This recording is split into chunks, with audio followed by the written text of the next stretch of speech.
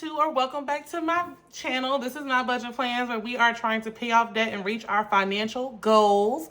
We are back with another or I should say part 2 of our 2025 goals. So in the last video that y'all saw, we did the short-term goals for 2025, right? Okay, so now I had to really think about how I wanted to really lay this out. But we're gonna go over mine and my husband's long-term goals. Okay. So, and I decided to separate them because I didn't want to ramble and go on and on and on forever. And some of my short-term goals do run into my long-term. So for the first one, it is to reach 1,500 subscribers, okay?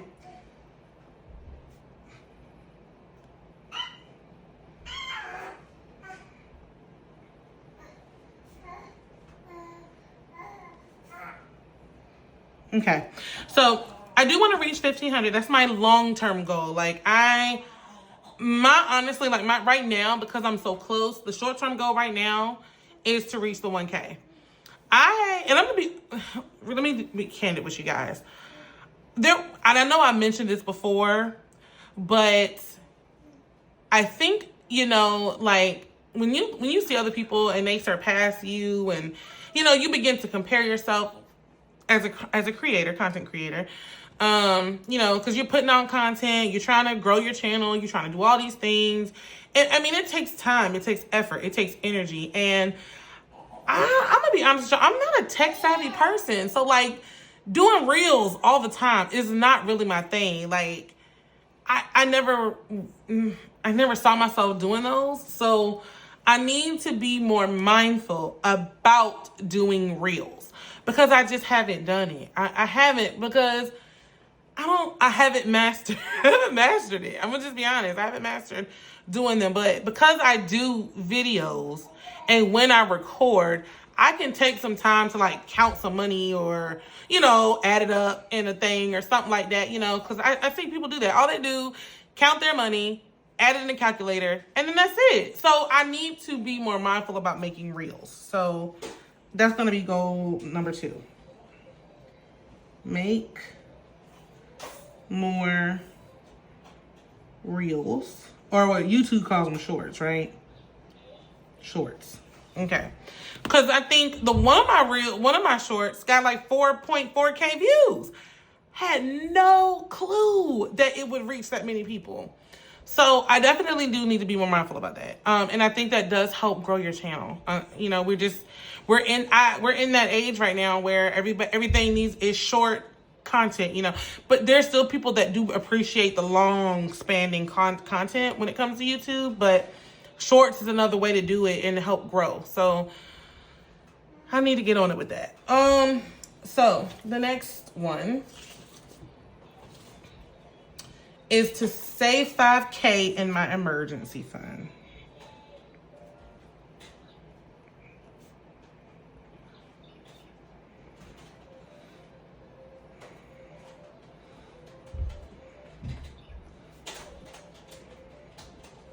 Okay, so like I told y'all in the last video, I definitely want to save 5K as a baby emergency fund. My dream emergency fund would be at least like 15,000. That would be my dream, because that would be enough that we would be set for a couple of months. And honestly, that's just that's the number that I have in mind. It may change, it may not change. So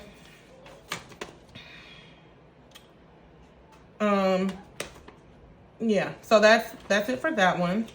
Okay, so number 4 is to start saving for our next family vacation. Okay, so this one is a big one, y'all. My husband and I, we took our our children and my mom and my sister, we did a Disney cruise. And me and my husband are avid cruisers. We love to cruise. We did that for our 10-year anniversary, and it was just us two, and it was amazing. And it's crazy because it feels like it was 3 years ago. It doesn't even feel like it was just a couple months ago. So, okay, so we kind of have, because we are experienced cruisers, because we've been on, 7 cruises, I think now. So, and we are not the type we can cruise, we can't cruise several times a year, although that's a goal in the future. Once our debt is, significantly lower, that's a goal. But we want to take our kids back on another Disney cruise. And the way that we want to do it, it is going to cost some serious coin. Because one, it's Disney. And everybody know Disney's overpriced. The one thing they're going to do is charge you them coins. Number 2, we are a family of 5. And I keep saying that, but it is so true. Like, it is 5 of us. And Disney is very expensive. Number 3, we want to cruise concierge. So I don't know if you guys are familiar, and you may be, because, a lot of people love to cruise. But when you cruise concierge with Disney, that's like getting a suite. It's like top tier vacationing. Okay? Like, you have your own check-in line.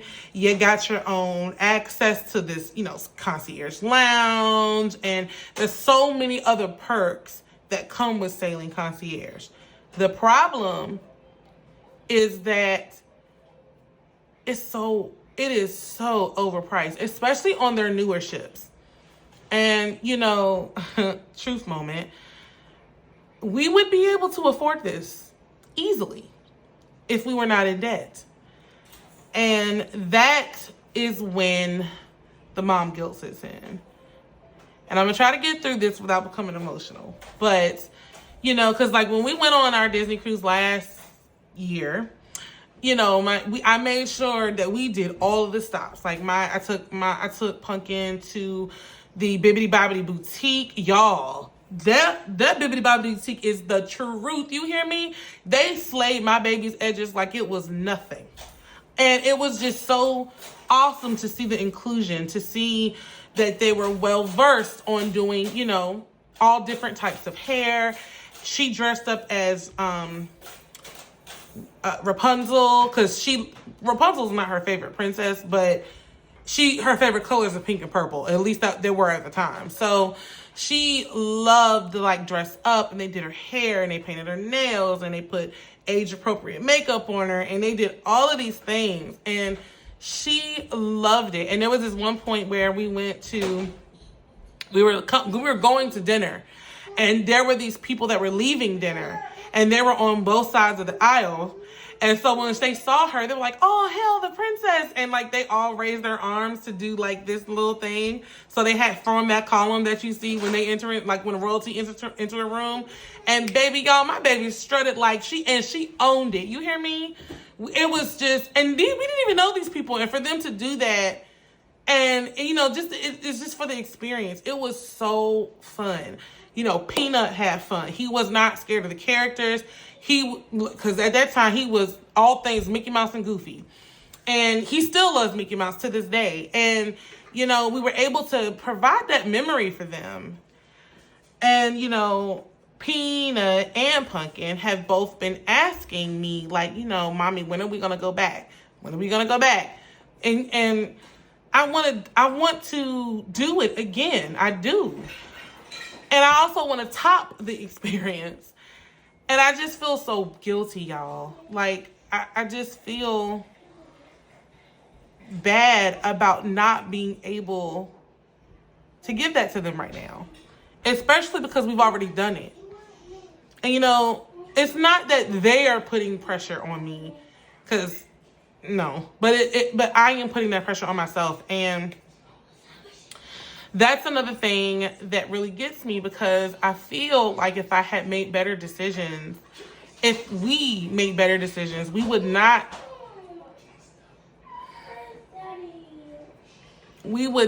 be in the situation that we're in now.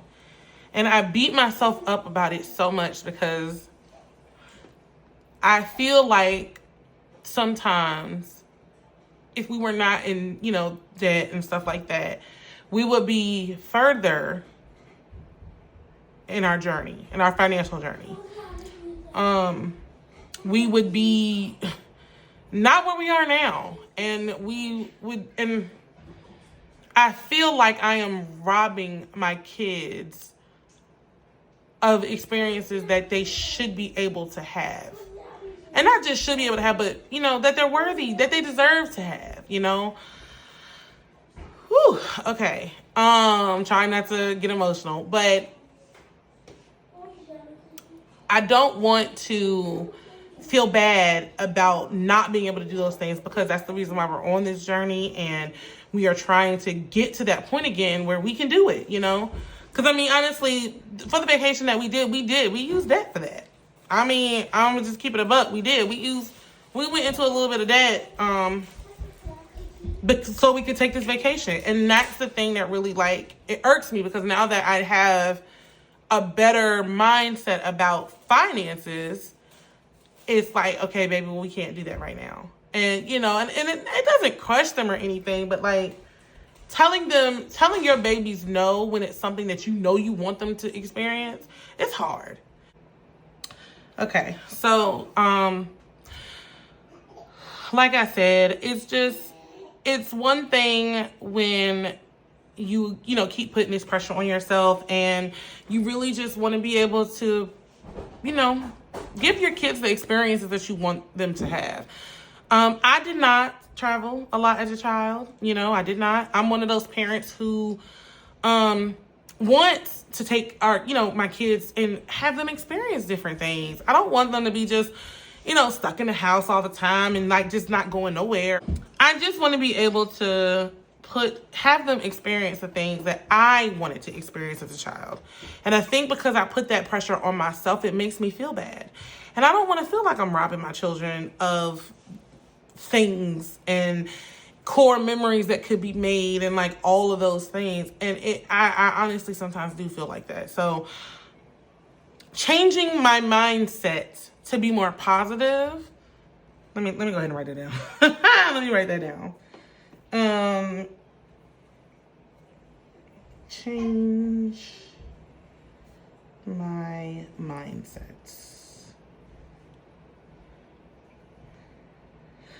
Okay. Be more positive.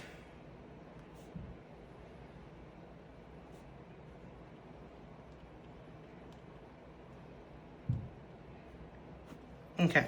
So I want to be more positive when it comes to this stuff, because I do feel bad about old financial decisions and moves that we made. And although I feel like some of those things we had to do, but there were some things that we just did not. We didn't have to buy that, this or that, or whatever it was we were frivolously spending on.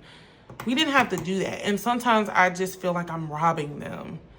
Girl, you could have been so much further, and I'm gonna be honest, I'm 38 now, so I feel like I should be further than what I am.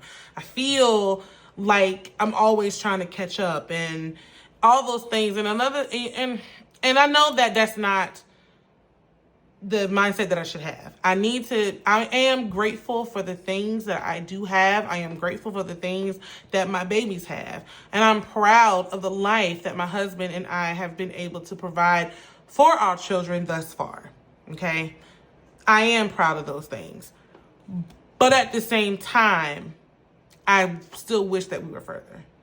I wish that we were in our dream home. I wish that we were in a place where we could do that. And the home that I want and the area that I live in is them prices is astronomical. And it's ridiculous at this point. So, It's just one of those things in life where you feel like you're behind the curve and you're not. And that's the one thing I don't want to, because this is the part or the area in my life where I'm seriously having to check myself, because the one thing that I don't want is I don't want God to think that I'm displeased or dissatisfied with what he's done for me. And if I continue to stay in that mindset or in that mind frame, I don't want to become my thought. You know what I'm saying? Because you know how they say, watch your words because they become your thoughts. Watch your thoughts because they become your actions. Watch your actions because it becomes who you are. I don't want that. And I definitely do not want God to be disappointed in me. I don't want him to look at me and think that I'm ungrateful for the things that he's done for me, the things that he's done for my husband, and the thing that he has done for my children. I do not want, I cannot stress this enough. I do not want him to think that I am ungrateful, because I'm definitely not. I am very, very thankful for the things that he's done for us. But see, this is the part of the goal setting that I meant in my last video. Like, it's wonderful to set them, but sometimes it's a reminder of the things that I haven't done yet. And I know that part of this also is because I need to keep my mind stayed on him. Because if I keep my mind stayed on God, on Jesus, he will keep me in perfect peace. Perfect peace. Okay? So that's where I am. And yeah. So bringing them on the next vacation, it may not be Disney. We're looking at Royal Caribbean as well. Haven't done Royal yet, so I'm excited about what they have to offer. And those kind of things. So I'm just, we just got things that we really need to think about. Okay. And then I'm gonna add my weight loss here, because I did tell you guys about that.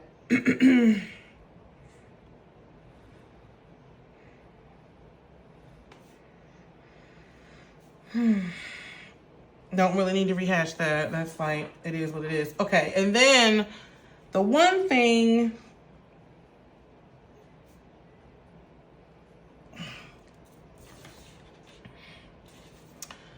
okay, this dream job. Let me tell you guys about this. This dream job has been a goal of mine since last year. Okay? Last year. And the reason why it is a goal of mine is because of one of my old co-workers has achieved this. And I don't want to go into too deep of a detail about what it is. It is still within the nursing field. And I've been applying for a year. I have obtained additional licenses to get this job. I can't tell you how many applications I have put in. I can't tell you all of the rejection emails that I have received. And each and every time I receive one, I need to pick myself up again. Because there's nothing like applying for a job, trying to get through the AI or whatever the generator is, and just to get an HR consultant to call you back, to screen you. It has been such a hard road, because at this point, I have invested my own money, okay, into this venture by obtaining additional licenses. I take my career very seriously, and yes, in the job that I am in now, I love it. I'm not gonna lie to you. I do love it. But this pay cut, baby, it's doing what it's supposed to do, I guess. I don't even know what to say, but I have put so much time and effort into applying to all these different type of jobs. And it's discouraging my heart a little bit, because I know that I'm qualified. I have been a nurse for a very long time. And I didn't have a plan B. I'm very good at my job as well. I take it very seriously. It is a passion of mine. And at every turn, it's either, now granted, I'm getting callbacks. Let me say this. I am getting callbacks. I'm getting all the things that I can't do at this point, because a lot of the things they want contracts. And the problem with contracts is it's not just me. The problem with contracts is I can't afford to leave a full-time position to go contract for a few months with a possibility of a permanent hire. I can't do that. Now, maybe if it was a year, that possibly could be a little bit different, but I don't even want to take that chance, because the problem with going contract is that your health insurance, the benefits that they offer, they're not full insurance plans. And I have a family of 5. And I just can't afford that. And every time I think I can do it, something happens that makes me realize, baby, you need your full insurance. Like, you need your full health insurance. Mostly the health insurance. It's not really the dental or the vision. Everybody good in that department right now. But it's like, I have young children. I can't take that chance, of something happening to them. And Pumpkin has recently been through something that we needed that type of coverage for. Because a lot of the times, the contract or staffing agencies, they want you to have like high deductible health plans. And high deductible health plans are not for people who have things going on. They're for healthy people who don't go to the doctor. You see what I'm saying? So I cannot, and not that my baby's not healthy, she is, but some of the things that we've encountered has required specialists just to make sure that there's nothing there. And thank God, by the grace of God, she's been great. But I've had insurance that wasn't great, and I don't want to go back there. That is a hard stop for me. So my way into my dream job could be through a contract, but what am I sacrificing on the other end? Because a lot of the times they don't offer you benefits. They don't. And I don't want to go from a full-time benefited job to a contract position, making the money that I want to make, but yet something goes wrong, and then next thing you know, we hit with, a $20,000 medical bill because we didn't have insurance. And I just cannot take that chance. And I know that the Lord is telling me that I can't go that way. So I've been applying directly to full-time benefited positions, and it's just not hitting. I don't know if it's because, and what I am finding too, I don't think I'm in the age group where ageism becomes a low-key discrimination. Y'all, if you know, you know. I don't think it's that right now.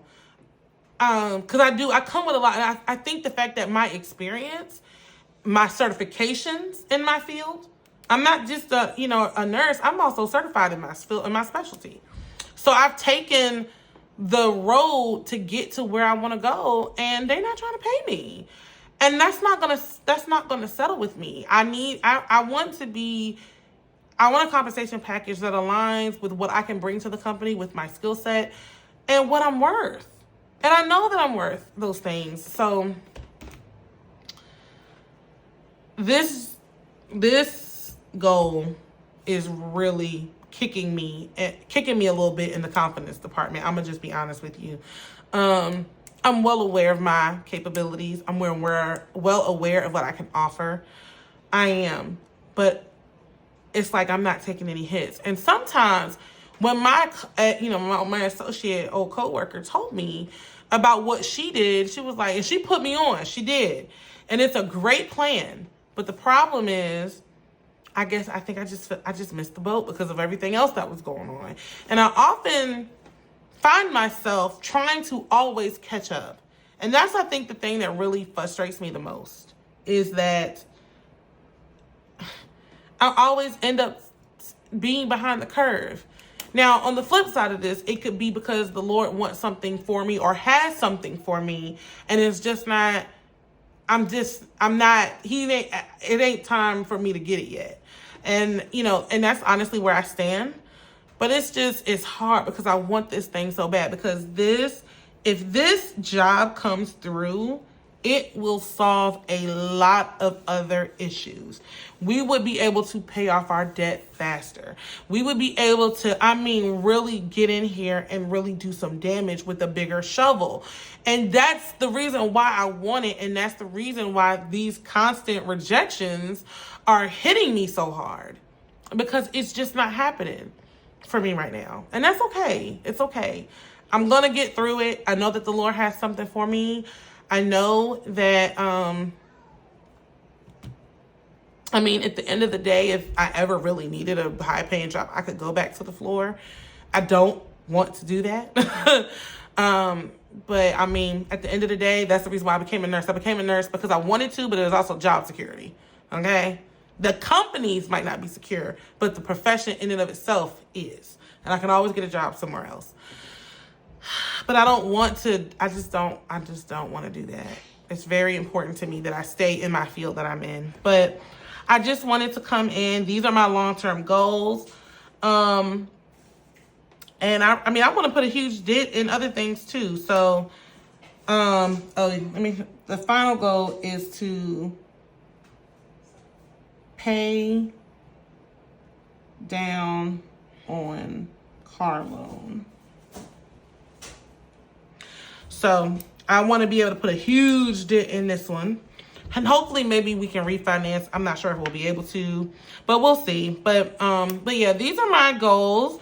This completes my goals for 2025. Here we go. This completes my goal for 2025. I really do hope you guys enjoyed my video. And I'm going to keep you guys abreast of what's going on, if I'm hitting goals, if I'm not. And I'm glad to write these down because I can come back and check them off as I hit them or change them or whatever I have to do. So thank you guys for coming and being a part. If you like this video, if you enjoy my content, please comment, share, and please don't forget to hit that subscribe button. And if you feel so led, hit the notification bell so you can be notified of every upload when I do upload. And I will see you all in the next video. Talk to you soon. Bye.